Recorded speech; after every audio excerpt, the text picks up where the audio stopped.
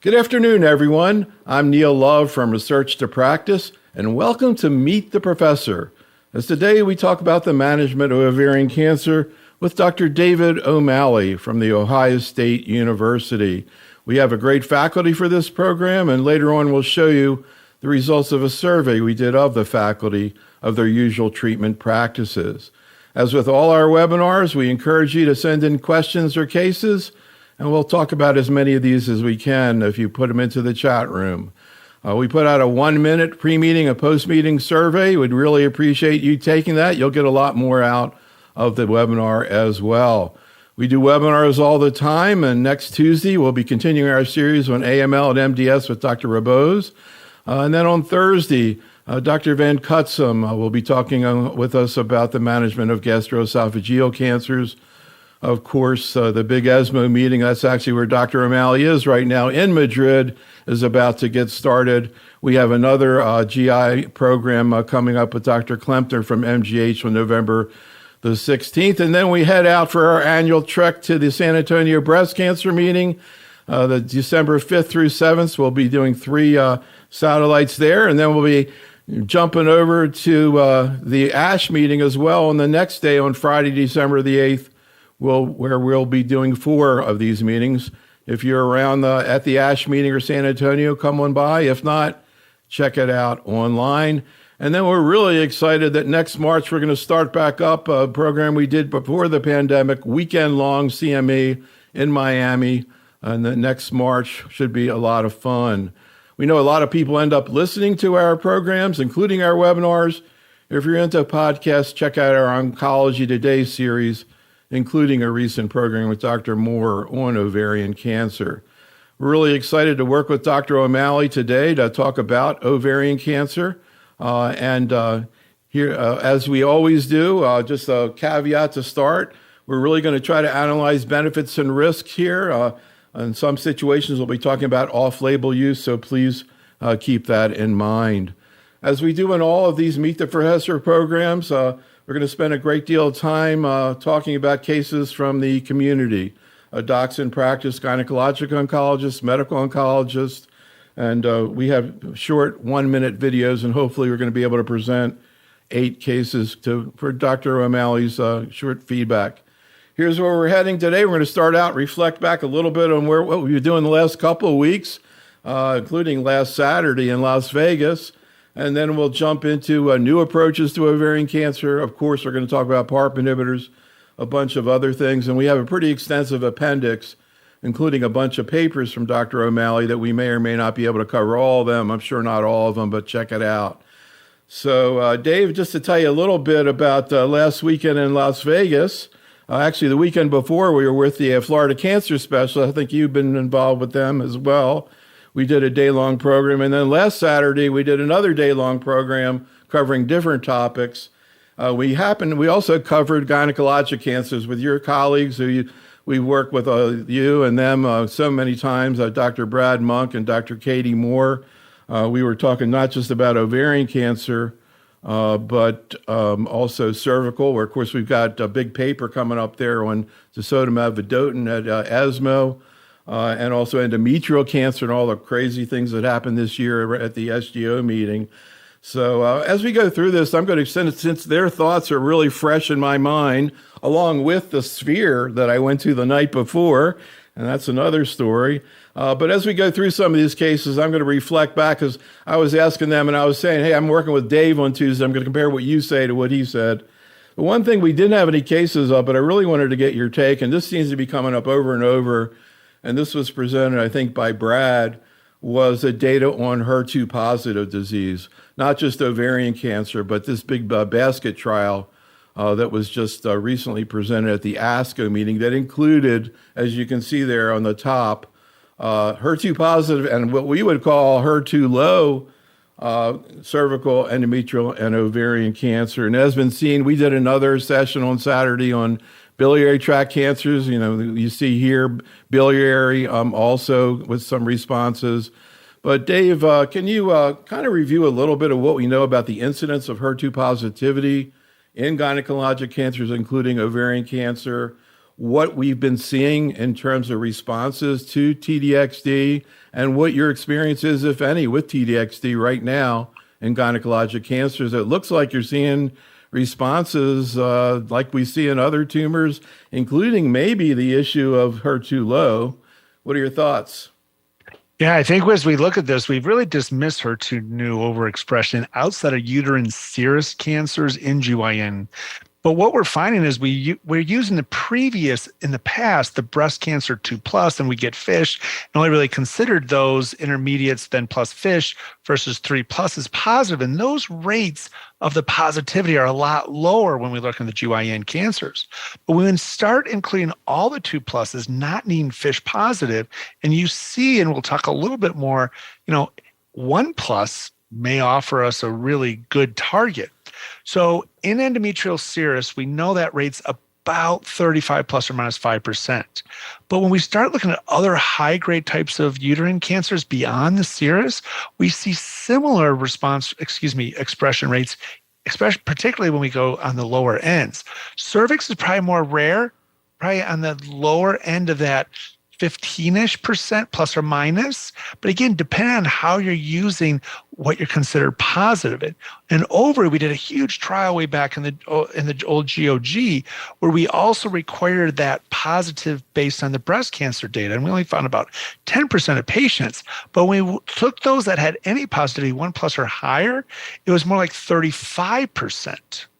Now, most of these HER2 positive patients, however you define it, 1, 2, or 3+, are going to not be in the high-grade serous. So in our rare tumors, clear cell, mucinous, endometrioid, this is a great option. But I have to admit, Neil, I'm testing everybody right now. Every patient with a recurrent metastatic disease is getting an IHC HER2 new test, HER2 new on these patients.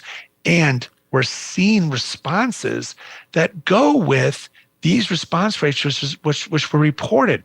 I do want to be a little bit temper our enthusiasm. We've seen a lot of trials, response rates 35 to 40% in small 40-patient trials that don't seem to bore that out in larger phase 3. But I think as we start to use this in other trials as well as off-label, NCCN recently put that as a 2A category for uterine and cervix for 2 and 3+. We're seeing that in our experience. It's similar to what's reported here. So, yeah, we're seeing TDXD pop up in an interesting place. I think about a week and a half ago, I was mentioning this gastroesophageal program we did. We had a patient presented who had squamous of the esophagus, where you're not supposed to see HER2 positivity. It was a patient who actually was brought over by his children from Vietnam to Southern California. They found he was HER2 positive, had a complete response, including the brain, which was an amazing case. The patient's still in remission, never had radiation surgery.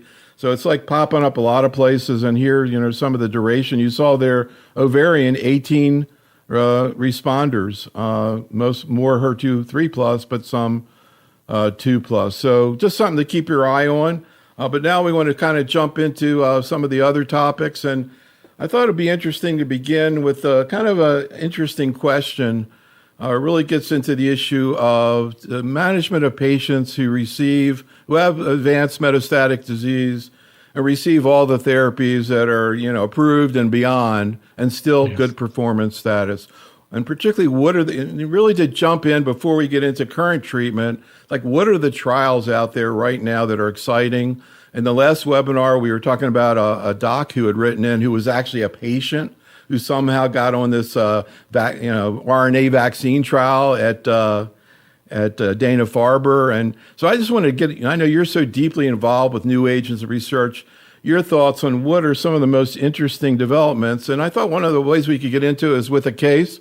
This is from Dr. Chase, and she brought up something that I wasn't aware of about this patient, 79-year-old, very, very vibrant, active woman, but who's already gone through 5 lines of systemic therapy. Here's Dr. Chase.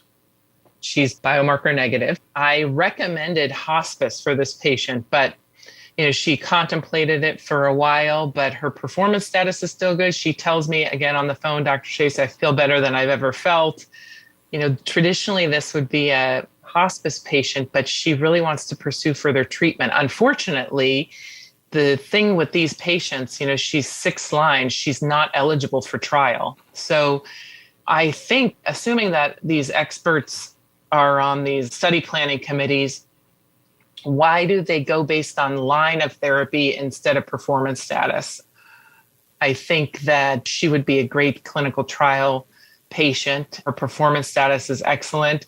So what would they do with her? And then the second question is, when do you repeat tumor profiling? And if you do repeat tumor profiling at this point, is there a specific result that would change your approach? She doesn't have a bowel obstruction. She doesn't have tensitis.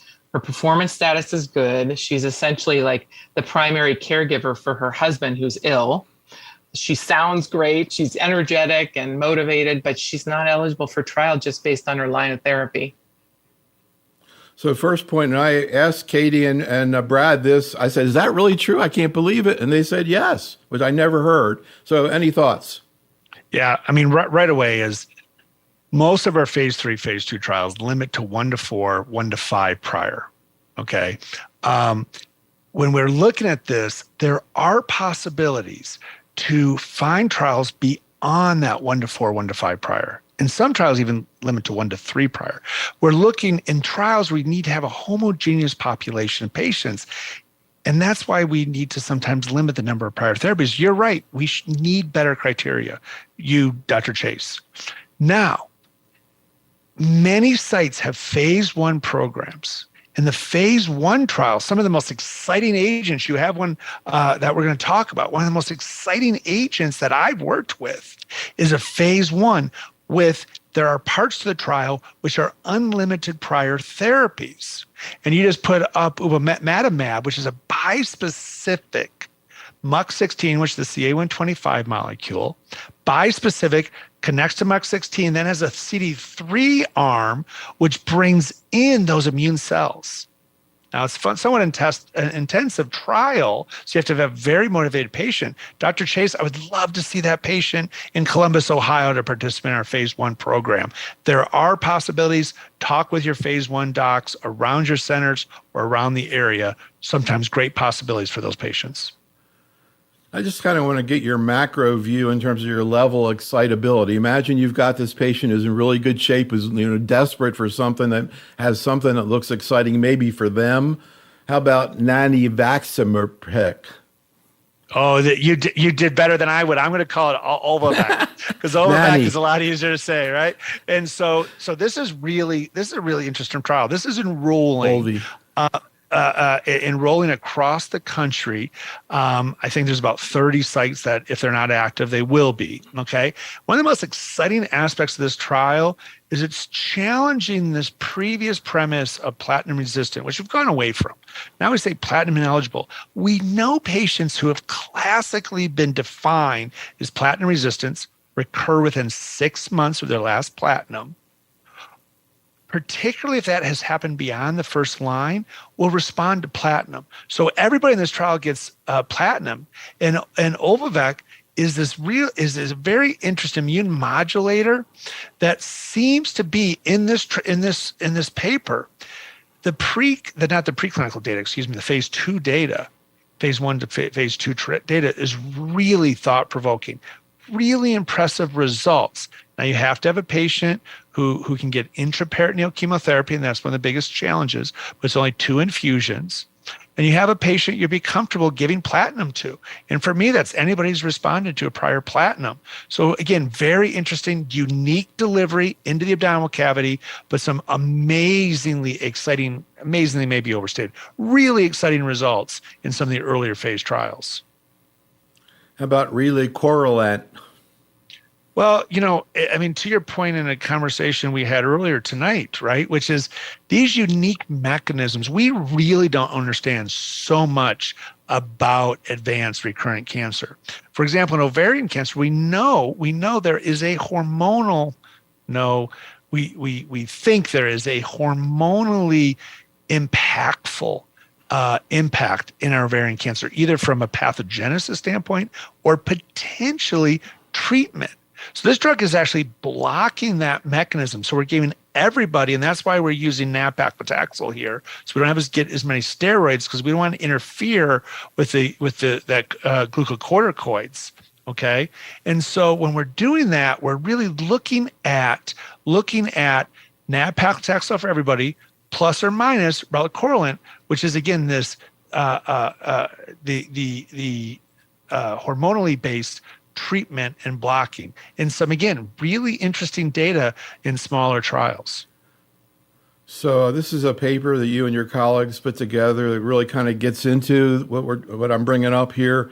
Deborah Richardson, we work with quite a bit also. And there's also a listing of a whole bunch of trials, and there are more novel agents just for people to get aware of. I wanted to just bring up one other issue because I found another paper that I wish we had more stuff to talk about with this topic. I thought was really interesting.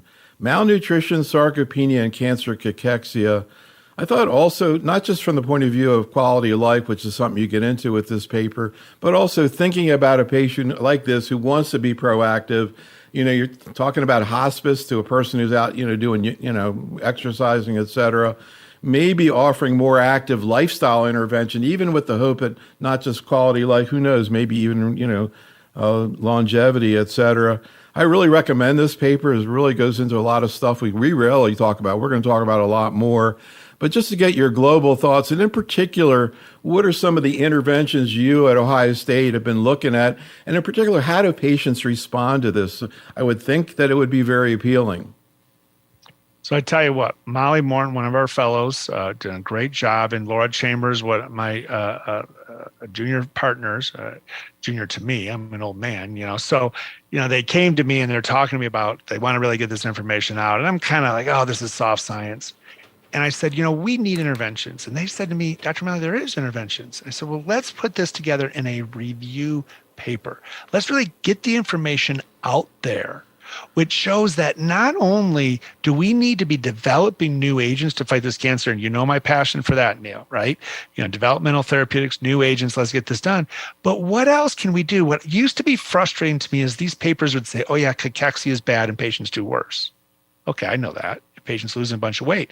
Tell me what I can do for that patient to help them. And there is, right? Weight, exercise, physical therapy. We do not involve our physical therapists nearly enough. How about a nutritionalist, higher protein diet, more caloric intake to overcome that increased mechanism that they're using to fight that cancer and to recover from their therapy? How about therapies? Progesterone-based therapies that help with the appetite, antidepressant medication, steroids, again, boosting the appetite, potentially helping patients. So when we're looking at this, what used to be frustrating to me is it just one more paper that said these patients do worse. Now let's figure out interventions, and we're doing it. Yoga, it's one of the only interventions across the board, randomized phase 3 trials, improved outcomes, improved tolerance to chemotherapy, stretching, breathing. How can you go wrong? Really important interventions. We need to do a better job as practitioners getting our patients involved. All right, well, let's get into some cases that really kind of involve treatment today, available treatments. So we're going to talk about some cases related to PARP inhibitors. Before we get started with this first case, though, Alma in the chat room wants to know whether or not there's an increased risk of MDS in patients with CHIP, and do you screen for CHIP in patients you're thinking about PARP maintenance, or consider that? It's a great question. Our understanding of this, it does seem that there's an increase, and we haven't started screening. It's a great question. We need to do a better job identifying patients with the highest risk of MDS and AML. I work with a wonderful medical oncologist at OSU who's seeing these patients in her clinic when we start to see some abnormalities in the hematologic values. We need to get more proactive than that. Should we in the future be testing patients before we put them on PARP inhibitors? Now, what happens if we have a BRCA patient and they're shown to have a higher risk of MDS or AML? So the current time, that's not considered within what I would consider within the standards of therapy, but there are prospective databases. University of Washington starting one. We have a practitioner at Ohio State has an interest in this. So we are getting more information, but we still have a long way to go. Great question. You got great heme people there at Ohio. So you got like the all-star team for CLL there. Another quick question from the audience. We used to get this a lot more a couple months ago from Fadi, which is how are platinum shortages affecting treatment of ovarian cancer? And what do you? I kind of am hearing. Actually, this doc who's about to present the case was talking about this with another case that it seems like it's getting better. So first of all, what did you do? What do you do, or what did you do when you couldn't get carbo or even cis? And how are things going right now nationally in terms of that? Well, I'm spoiled at the third largest cancer center in the country, Neil. And so I have resources and I'm spoiled. I have an amazing group of pharmacy colleagues that are working, calling every connection they have across the country. And so we never had to limit it. We had a conversation and we said we may have to. So we had a working group in place, meeting weekly, but we never had to hold off on patients. But there were some institutions or some groups around the country who did. And I think when we really came down to it, even though many of us are in competition within the same regional area, we shared patients when that happened. We made sure those patients got curative intent therapy, overall survival improving therapy. And I was really amazed at hearing some of these stories. It seems that we're past that now. I'm not hearing nearly as much about it. Now we have pagloliposoma doxorubicin, which is a problem, but we're not really seeing the problems with platinum, thank goodness, because we have clear survival advantage with those therapies across multiple solid tumors. All right, well, let's get to this first case. And I was curious when you referred to yourself as an old man. I think that this case it brings up some interesting questions related to the elderly. And kind of, I wanted to put these first two cases together. Keep in mind the 79-year-old we just talked about, PSA 0, wants new therapy. So this is a lady who, let me just read the beginning. I didn't want to put everything in the video.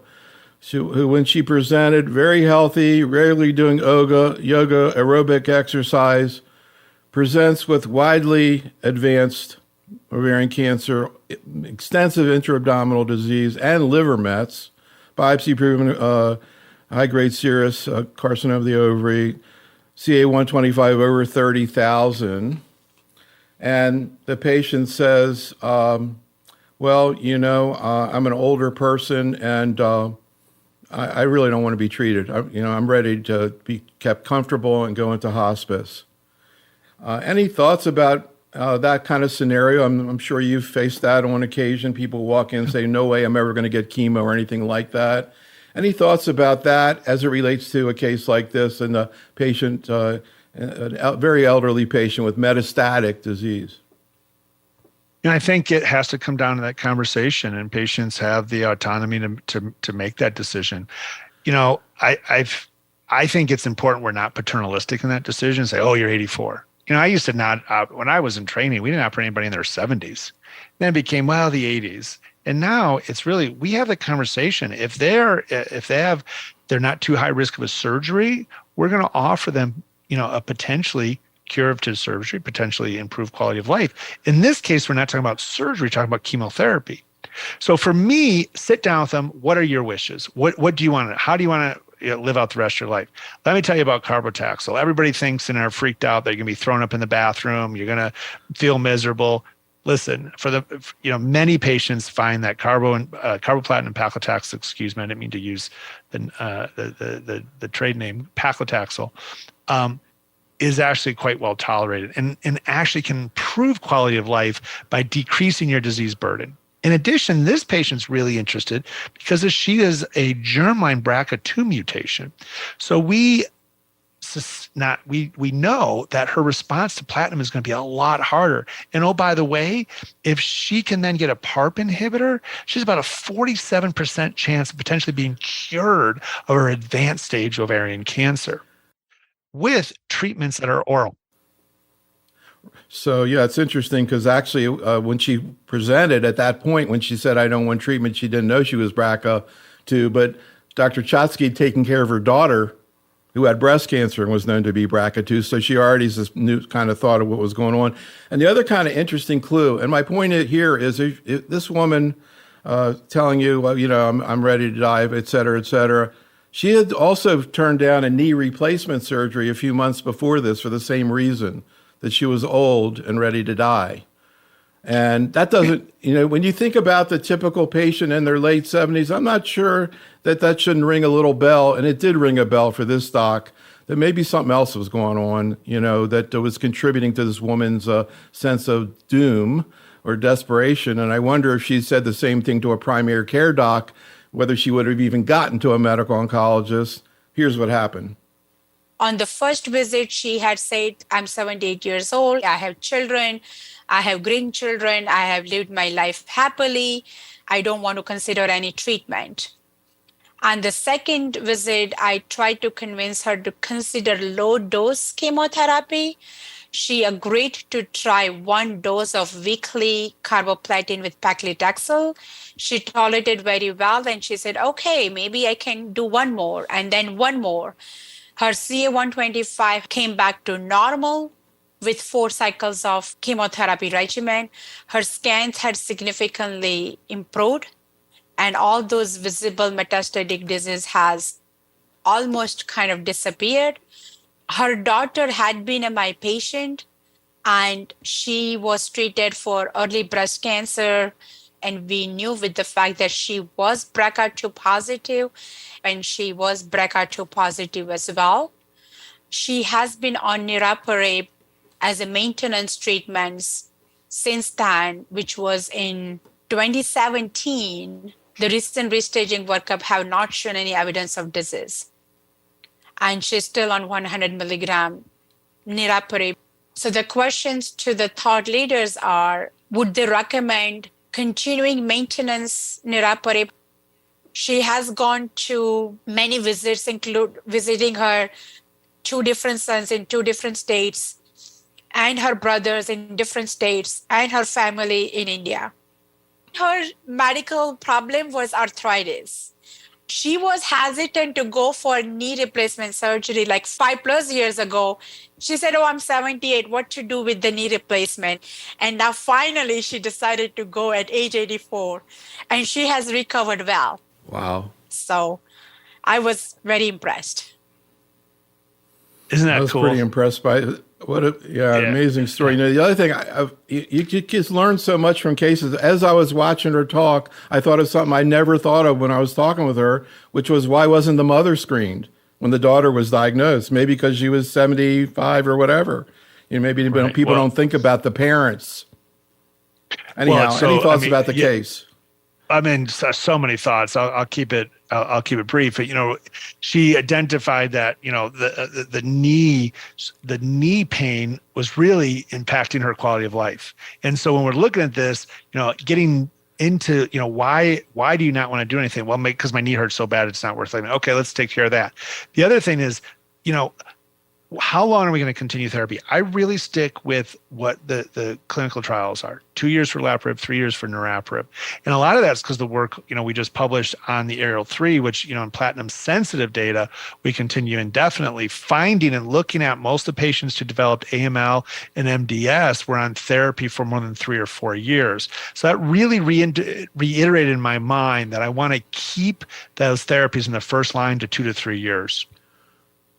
Your colleague Saturday said 2 years, period, for anything, including niraparib, incidentally, which, it's hard to argue I think with. that's, it's not unreasonable. Again, I try to stick with where the data is, and the data would be 3 years. We're looking at designing a trial. We're looking at designing a trial about de-escalating the length of treatment. I can't say much more than that, but I'll just say that there's some conversations out there with regards to that. And that's something that maybe we need to look at. Maybe it needs to be less than 2 years or less than 3 years, and we'll still get the same benefit. So a word about MDS and AML, because I read an interesting, you had this paper, I think it was the same one you just referred to, the exceptional responder. Yeah. So what was really cool, you saw Deb Armstrong as one of the faculty for our series here, because we work with her a lot. But you published the paper that you just talked about, looking at the exceptional responders. Then she sent a letter in saying when you look in there, she was trying to connect the exceptional responders and duration of PARP with the incidence of MDS. She brought up the whole FDA thing. Then you did a response. It's really great stuff. It's in the slide deck for people who want to read it.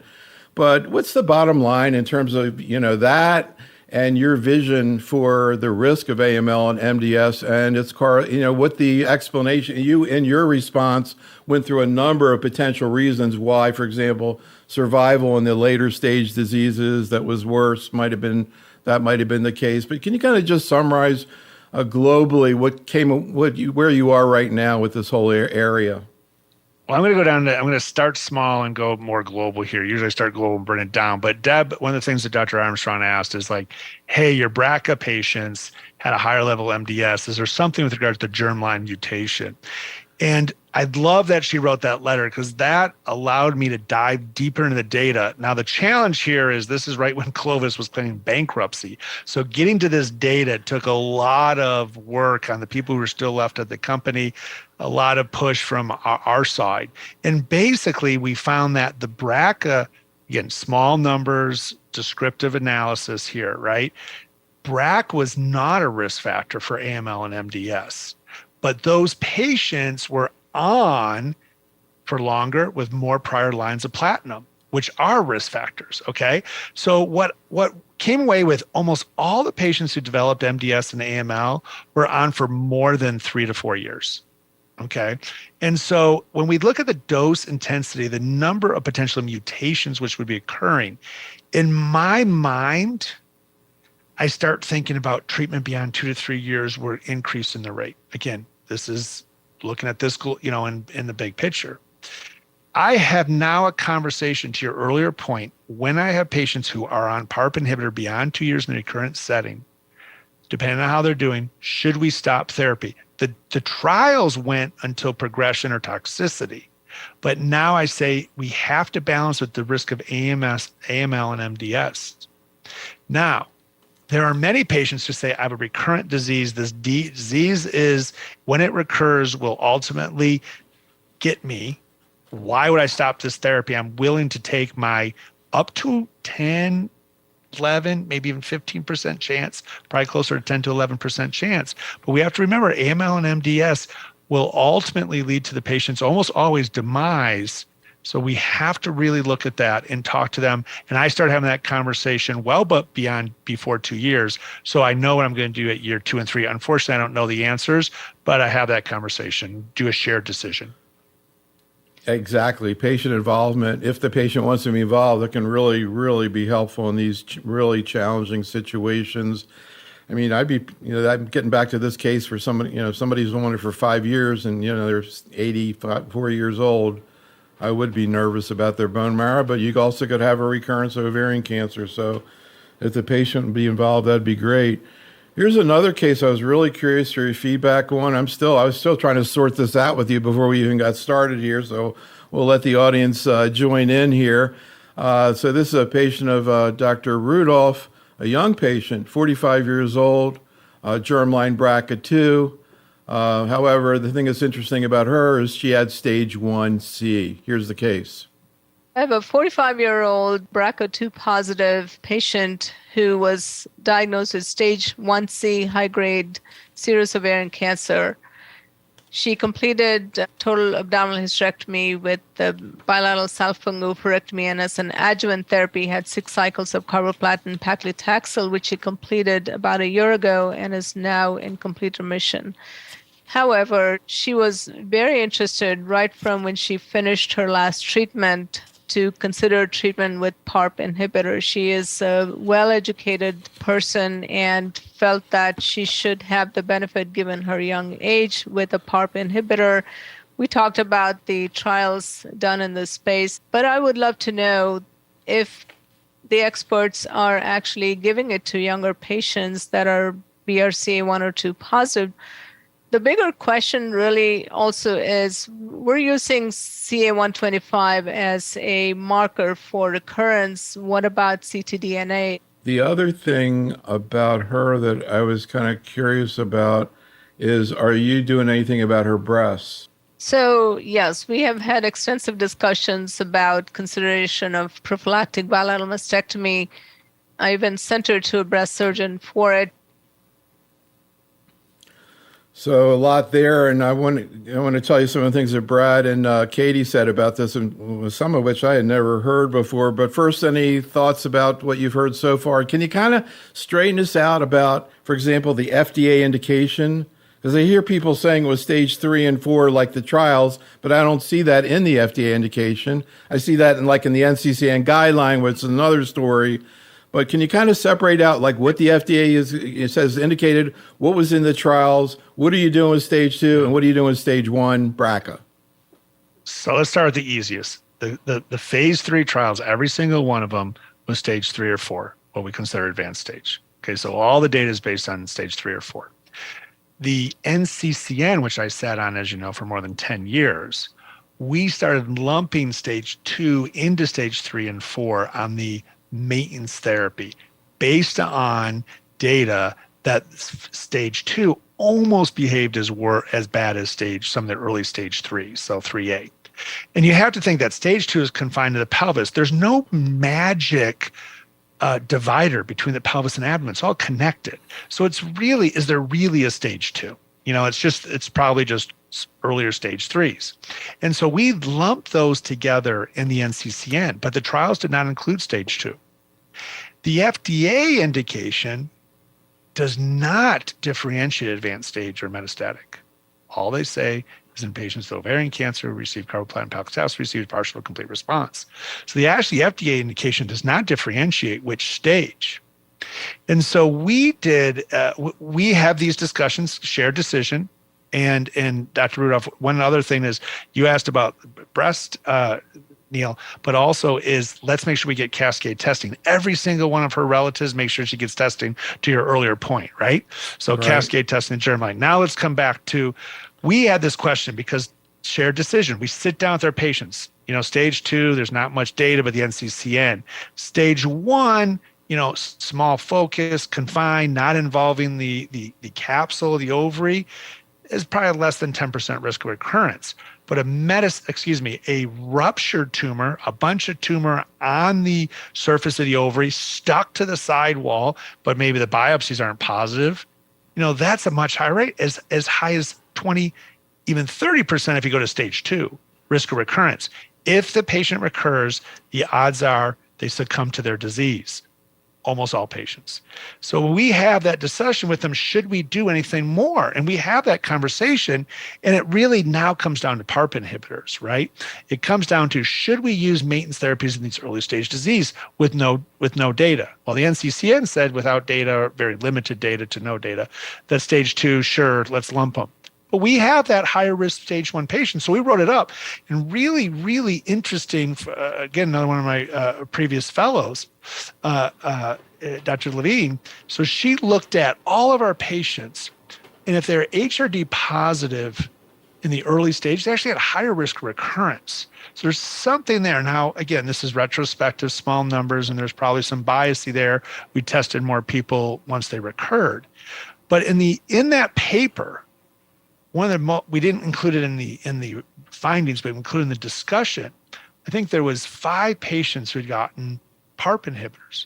None of those 5 had recurred. 4 or 5, I can't remember. So we didn't put that in the results. It just wasn't enough patients, but we did put in the discussion because people, the reviewers asked. And so in those patients who got PARP, they didn't recur. So if we have the best therapy, especially in a BRCA patient, BRCA, RAD51-CRD, I'm really counseling them about that. Then how long to treat? Well, I have no data to say I should even treat them. So for how long? No more than 2 years, to your earlier point. Some people would argue a year would be enough. I don't know. I'd probably stick to the data for advanced stage, which is 2 years. It's really interesting in breast cancer, the way they've always done it, and they have such a long history, though, is they figure out what the hazard rate is. Then they figure out what the absolute risk of recurrence is, and then they apply it, and then they look at the risk and see if it's worth doing. They assume it's going to go all the way down, even if the trial didn't do it. Most of the other solid tumors don't do that. If the trial didn't do it, they don't even do that. But, interesting difference there. One other thing that came out in the discussion that I did not know, and I don't know whether our audience knows, I just thought it was absolutely fascinating, is they were also saying that they've changed the way they do fallopian tube sterilization. But now they take the whole thing out as a cancer preventive rather than clamping it? Is that the case? Yeah, we try to do what we call incidental self-injectomy. And any general BGYNs, if you're not doing that, please consider it. So anytime we do a hysterectomy, we used to just go across, and they're preserving their ovaries, and they're preserving their ovaries. We used to just go across, leave the tube and the ovary, and go down. We're finding out that many ovarian cancers actually may be fallopian tube cancers. So if we remove those tubes at the time of the hysterectomy, even when we're preserving the ovaries, or at the time of permanent sterility, self-injectomy, that we may be impacting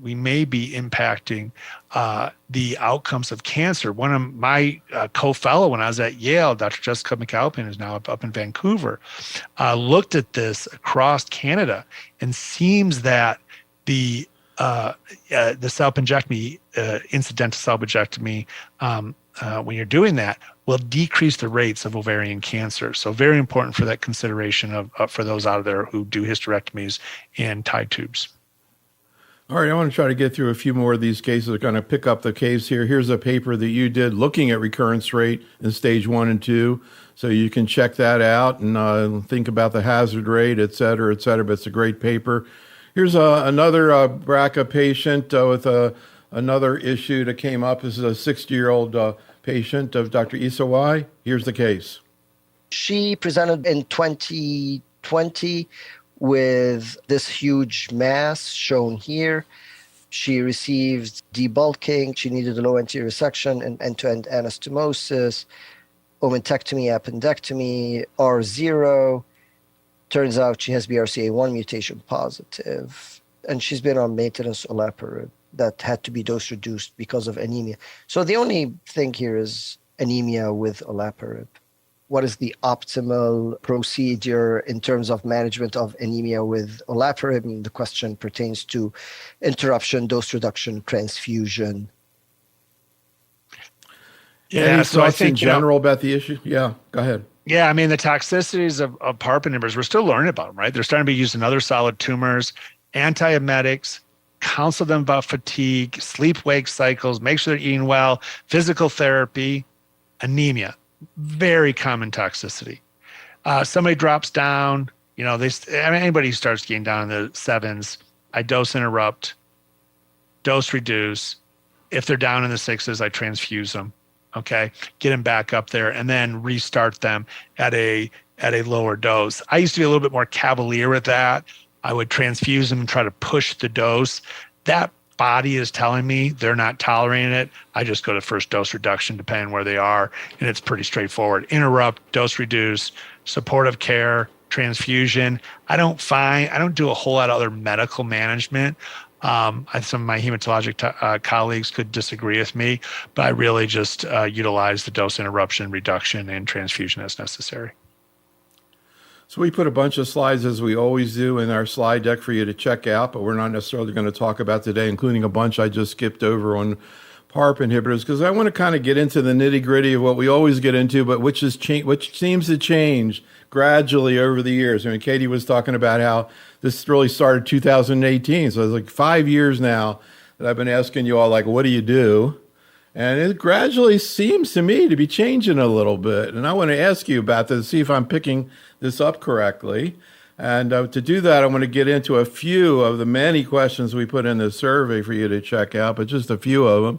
But interestingly enough, there's a case in the chat room that I think is going to make the case perfectly, okay? So there's a case that just popped up from Hassan. You tell me what your thoughts are. 55-year-old woman with a PALB2 alteration. I don't know whether it doesn't say germline or somatic. R0 resection, stage 3B, post-adjuvant taxo-carbo. What maintenance would you offer? And actually, that's a lot like what I have up here on the thing. Exactly. Patient goes for surgery, no neoadjuvant therapy. Of course, now we're saying PALB2 or BRCA, but this case is PALB2, which incidentally, to me, PALB2 is like BRCA3. I mean, it seems like all the rules apply. Agree? Yeah, RAD51C or D2. PALB2 is so rare that, we have more data on RAD51C or D. Same thing all applies. Really? They all fall within that same thing. I didn't realize that. Yep. Huh, yeah, in ovarian. In ovarian. In ovarian. So, interesting. So the question here agrees. everybody agrees PARP. Like hands Absolutely. down, there's no debate. We're not Yes. saving it. We're going to try to cure them. 47.5% probably are cured based on the SOLO-1 data. Okay. So let's stop. If you're not offering your patient PARP for a BRCA, PALB2, RAD51-CRD, I would argue you're not adhering to standards of therapy. That doesn't mean the patient has to accept it, but you have to encourage it. And then, okay. Now, the only debate here is BEV. Now, we've talked about this, and this is the data Apollo 1, a light bulb went out, clarity became, right? Okay. So I saw it. Everybody gets BEV. There's no such thing as a low risk advanced stage ovarian cancer. Let's get over that. Okay. They have an 85% chance that cancer is going to kill them. 85% chance that cancer is going to kill them as a stage 3A or 3B. Doesn't really move. So we wrote a patient, again, with Dr. Laura Chambers, Herzog, and Coleman, that there is no low-risk advanced ovarian cancer. So I'm not going to deny any one of my patients the best therapy. And if I think BEV is the best therapy, I'm going to give it. I'm going to give it in the first-line therapy. And then I'm going to do the germline somatic testing. Go ahead. Well, yeah, I was just going to ask you whether or not we actually, have clear-cut evidence that you get an extra benefit when you add BEV on to a PARP inhibitor in a germline situation or a BRCA situation. We don't. We got cross-trial comparison, maybe a 10% increased risk. And that's why I said the only debatable here is BEV. So as always, Neil, you call me on my crap. I love it. No, there's not definitive evidence, but we do have cross-trial comparison. No, it's great. I'm teasing you, as you know. No, I think comparison. The fact, I asked Katie and because I started here, and I think I've heard it from you too in the last few months. Like, I asked them, who do you not give BEV to? And they were like, people who won't accept it. Who are you not giving BEV to right now? In my practice, and I admit, I don't know all the answers, but at this point of clarity, the data is clear. I give BEV to everybody who's advanced stage. Do I give it everybody stage 2? No, but everybody stage 3 or above, I give it. And then I utilize that. Now, if this patient started to have proteinuria, started having hypertension, we added a third medication, I'm dropping the BEV before I go to that third medication. Okay, olaparib is clearly the most important in a PALB2, BRCA 2, or RAD51C or D patient. Clearly, olaparib is the best patient. So if I start to have toxicities, the BEV, I drop it. Katie and I, she said 15 months. She's included the chemotherapy. My 1 year is my maintenance. So we're both saying the same thing there. Katie and I are doing the same thing. Dr. Moore, and when experienced investigators say this kind of thing, it means a lot, because we don't see the trial exactly telling us that, but the fact that you believe it enough to offer it to patients is very helpful. And interestingly, another thing they brought up in whether or not to consider BEV, this came up at the last webinar. Somebody asked in the chat room with I forget it's called the KLEM thing, the velocity of CA125 dropping, that they could incorporate that if it drops fast, maybe they don't use the BEV. And so do you use that? That's kind of a cool thing. I guess the velocity of how quickly the CA125 drops. It's cool, though we don't have any data that we should hold off therapy based on the KELIM data, right? We can use it as a prognostic indicator, but we're not there for treatment. So again, the reason I kind of made fun of myself there, but I'm taking this data from Apollo 1 exploratory analysis, clearly exploratory analysis. But when we look at the curves, and this paper's not out yet, last year's ESGO, they presented the follow-up data in Apollo 1, the low risk versus high risk. 90% of the low risk patients, HRD positive, using olaparib and BEV, didn't recur, like 90%. The hazard ratio, I think, was 0.1. Now, that's not a publication yet. It was presented at a conference most of us don't attend, ESGO, right, as a European Society of Gynecological Oncology. But that data shows the mature data. We are 100% should be using our best therapies for those who have the best chance to be cured of their disease, those with the lower risk. Why are we holding therapy? And so for me, the clarity is there. Bev for everybody, plus minus olaparib. And if they're HRD test negative, I continue the Bev. I don't add a PARP inhibitor at that point. And I think, oh no, that's LOH high, sorry. And here it is. And actually here, so first of all, BRCA wild type at LOH high, everybody does sort of the same thing, which kind of tells me people are starting to believe in the LOH score. But this is, of course, what everyone wants to know. And actually, Kamal in the chat room asked about patients with non-BRCA. Incidentally, Kamal was giving great questions all day long on Saturday from the chat room. I don't know where that person is, but in any event, but here's the one that people have a lot of questions about, including Kamal, BRCA wild type, LOH low.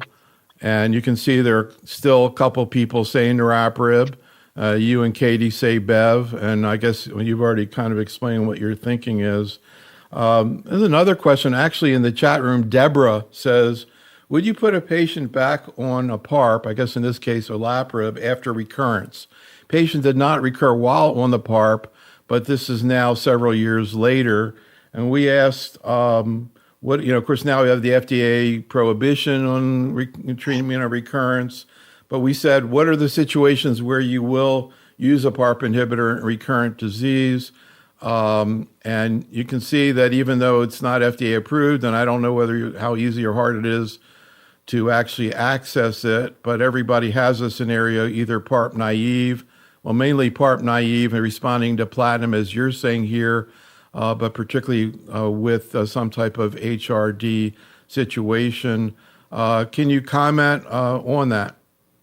Yeah. So again, more data coming out of the Apollo 1, which was really, really interesting. They just presented, again,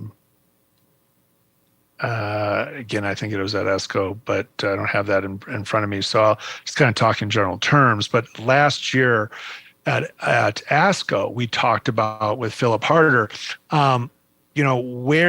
if somebody progressed on PARP versus progressed after PARP and then looked at the response to platinum in the next line of therapy.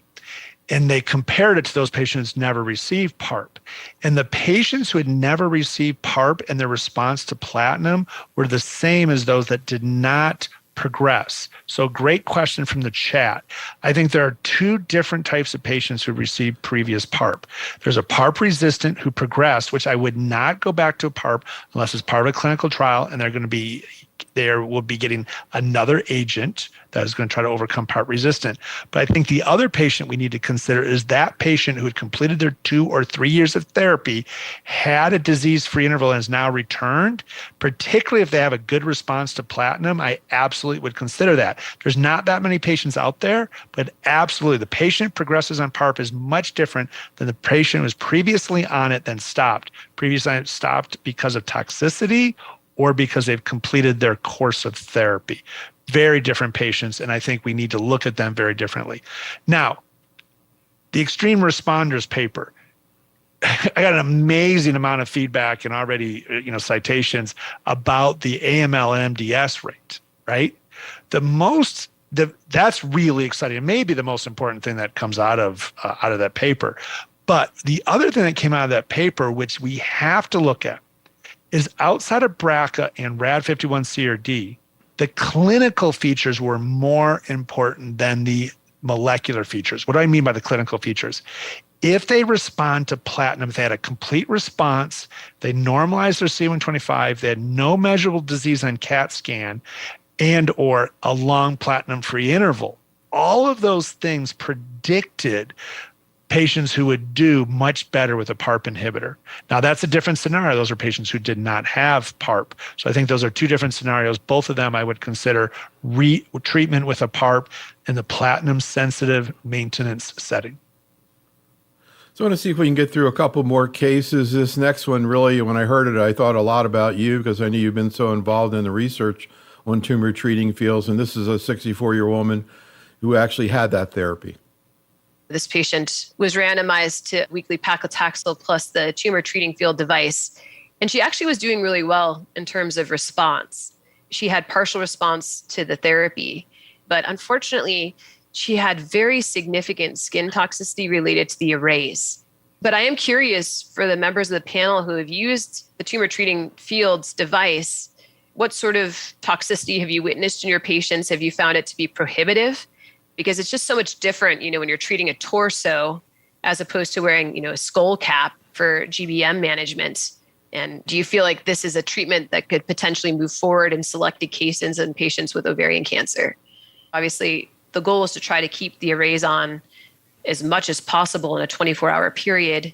But if the skin toxicity is severe, then patients are allowed to take a break from their arrays. I think it's an excellent concept and obviously has shown improvement in outcomes for patients with glioblastoma. Do you feel like this is something that could be efficacious in a disease that is much more widespread, perhaps, than a GBM? And I'm curious, too, about your general thoughts, looking at this slide on the mechanism of action, what your thoughts are about that. Also, the trial design that preceded this phase 3 study that unfortunately just very, very recently was reported to be negative. We saw a positive phase 3 trial in Tumor Treating Fields on non-small cell lung cancer, although people still trying to figure out what that means. But I know you've been very involved with the research on this. Curious what your thoughts are about the cases, about this new method of treatment. Also, her questions about the tolerability issues. Yeah, so a great question. Lindsay's brilliant and a good friend. Unfortunately, we do have only the press release. It has not yet been presented. Only the press release that it was negative for its primary outcome, which was overall survival. There's going to be a lot more that's going to be coming out about that data, and obviously we'll look forward to get the manuscript out. So, I think there is definitely something there. Clearly there is with regards to, as you said, non-small cell lung cancer being positive, trying to tease out what's the right. It should be immune therapy or should be immune or cytotoxic to combine with it. Clearly there is efficacy here. And can we identify a group of patients that will benefit it from NGYN cancers? The skin toxicity is real, and she brings up some great points, which is, putting on your scalp, which doesn't have that friction, doesn't have that rubbing, is going to be much different than putting on a torso. So we learned a lot in the trial, and we're going to put together a publication really talks about the skin toxicity and some best practices and some interventions that we can have. But we learned a lot. It is tolerable, but we need to continue to be more proactive with our mitigation strategies as we move forward in the development of this technology. If it doesn't develop and go forward in ovary, it's going to hopefully it will have a role in thoracic. And I think it's similar challenges with the skin toxicity. Probably not as much as abdomen because, again, you don't have as much shearing and moving, but the toxicities and the skin, the interventions, the mitigation strategies, we've learned a lot. And I think in the future, we would be able to mitigate those to make it much more tolerable, as well as the technology advances. Yeah, I think pancreas also is another one that's being looked at. I've heard that now there's smaller arrays that maybe are going to be less irritating or something. They've changed the physical thing. Absolutely, and that's exactly what I meant. As the technology improves, really the technology. And the battery is smaller. Well, the battery is smaller, which is good because of the smaller pack you have to carry. It's bad because it doesn't last as long. So again, a smaller pack you can probably put on your waist is going to probably become in the future. It really is there. Yeah, exactly. Right. Get yourself charged up. Get that in there and go. I mean, it's really, you think about this and you go, okay, if we can figure out how to, with electric currents, impact cancer in something that you can wear across different treatments, there's something there. Again, in the arrays get better, and potentially the science, the technology, the frequency that we treat them at, all of these things are going to help us as we move forward. So final case, a young patient again, 52 years old, multiply recurrent disease, actually a germline BRCA, but also FR alpha positive, who's going to be the first patient that Dr. Schneider gives mirvetuximab to. Here are her questions. I think the big thing for all of us with all of these antibody drug conjugates are the ocular side effects. For most of us, that is not something we have ever had to think about. She is diabetic, so she already has an ophthalmologist. This particular patient is very on board with whatever we suggest. She's also extremely compliant. which I think is very important, especially trying a new drug early on. You want people that will report side effects. So she was okay and happy doing the drug, even knowing that this is a new drug for us and for everybody in the infusion center. Any questions about managing people, ophthalmic issues? This is one of the few side effects that we have no training in dealing with. The most of us can listen to heart and lungs and do all of that, but the majority of, at least in our world, the eye is a completely foreign structure that we do not know how to handle that. Our cancer center does not have ophthalmologists or optometrists. So there's not, somebody within our hospital system that we can refer these patients to. I assume with the new treatment for cervical cancer and the trial coming out that it was positive yesterday and clearly showing a benefit, I assume a lot of these antibody drug conjugates are probably going to be developed. Are people hiring optometrists? That's a lot of visits. Or can you do question. it yourself? Yeah, This is a great paper you did specifically on this. Maybe you can go through. But first, any comments about her questions? Well, this is a great start, right? Dr. Hendershot and Dr. Slaubau are ophthalmologists at Ohio State. And they're two people I worked with while we're developing and testing MERV in the very earlier. So I had these relationships, right? And part of the trial, we had to get those. So, what's funny is when they went off trial, I had to kind of relearn what I was going to do. I just couldn't send everybody to the ophthalmology cancer program, right? So I had to okay, this person already has an optometrist or ophthalmologist. So Imugen actually developed this really nice kind of checkbox list of things that the ophthalmologist or optometrist need to do. Now, we're not allowed to have anything that has the company's name on it. So we basically just made our own. We literally hand a copy to the patient to say, take this to your ophthalmologist and bring it back to us or fax it to us through MyChart. So what we've done is to say, okay, if you already have somebody established, let's use them. Let's send them back with information about the drug and what they need. And then if they start to have toxicities, then I take it to the next level. The ophthalmologist at the academic center, the ophthalmologist who has an interest in ADCs. So I use my local care eye specialist, but then I will escalate if they start to have issues or problems to somebody who has more experience with the ADCs. And these are across solid tumors as well as liquid tumors. I don't have to tell you, Neil. I mean, these are toxicities which we will see more and more as we move forward across our solid tumor patient population. And we're just going to have to get comfortable at least partnering with eye care specialists. So yeah, I was mentioning we did an entire program just on ophthalmologic oncology, because this comes not just ADCs like erdafitinib, a bunch of other agents. So oncology continues to be more and more interesting. And thank you so much, Dave. It's always a pleasure to talk to you. There's so many more things we could be talking about. Have a great time there at ESMO. I'm curious how the tisotumab data. I was wondering, you put ice packs on people's eyes who get tisotumab? Yeah, we still do. We put them right there. We have to put it on the order set, and they have them coming out for us. And that doesn't work with mirvetuximab? We haven't tried it with MERV. MERV is a corneal thing, and tisotumab vedotin is a conjunctiva thing. So because those are two different mechanisms, I'm not sure it'd benefit patients with MERV. Yeah, well, like Dr. Schneider, my remembering the anatomy of the eye maybe isn't the best at this point.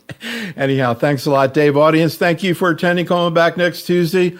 Always a great time to spend with Dr. Rabose talking about AML and MDS. Be safe, stay well, and have a great night. Thanks so much, Dave. Appreciate it. Thank you for having me. I appreciate it.